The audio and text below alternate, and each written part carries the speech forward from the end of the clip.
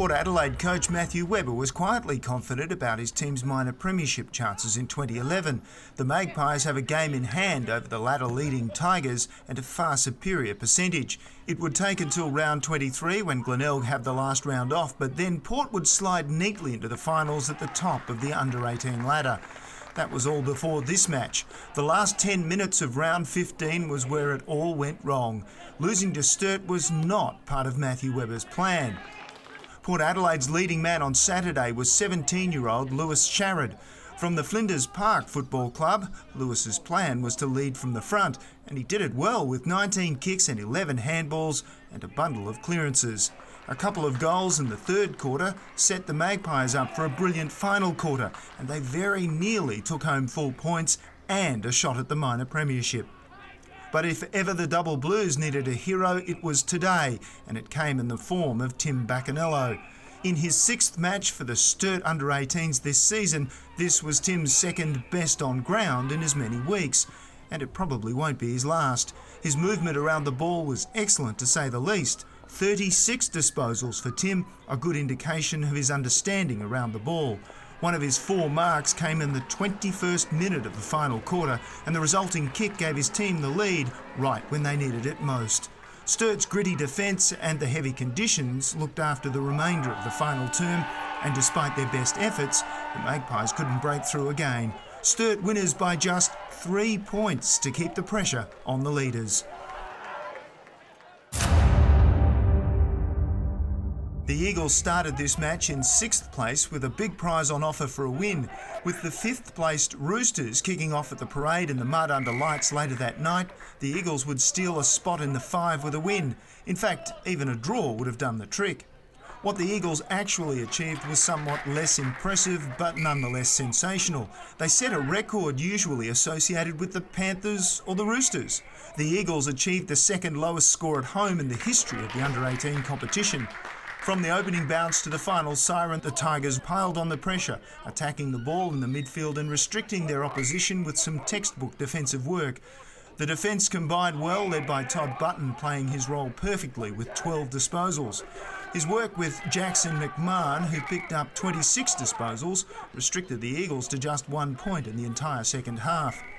Midfield was where this match was won, with 17-year-old Billy Hayes from the Bordertown Football Club scoring 4 clearances and 8 inside 50s. Billy's work with Johnny Wilson and Jordan Newton set up most of the goal-scoring opportunities for Glenelg, and those opportunities were gladly accepted by Brodie Murdoch, slotting through 6 goals for his team. And in his first game for Glenelg, Billy Laurie also popped through one of the Tigers' 19 goals deep into the third quarter. Perhaps only now that the AFL carnival is finished with will we start to get an idea of the strength of this Tigers side. If round 15 is any indication, there's just no stopping them. The Eagles will testify to that. It was Glenelg by 118 points at Woodville Oval.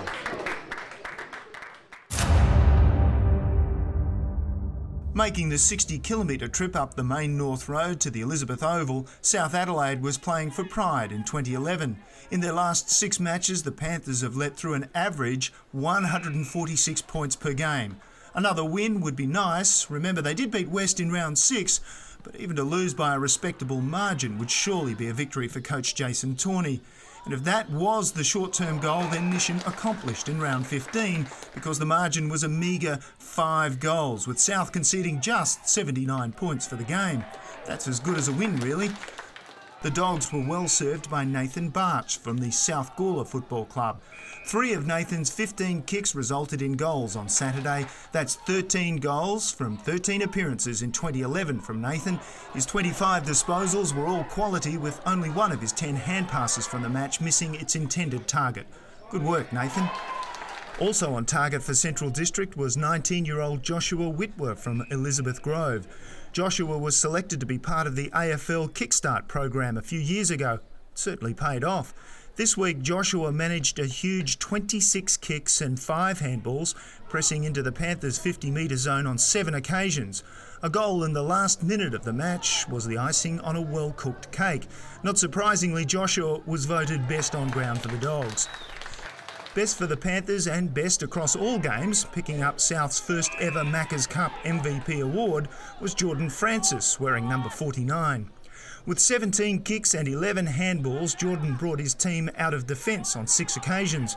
Without Jordan, the margin might well have been far greater than 5 goals. An MVP award well earned. They've met 3 times in 2011 and it's Central's 3, South's 0. In round 15 it was Central District by 31 points.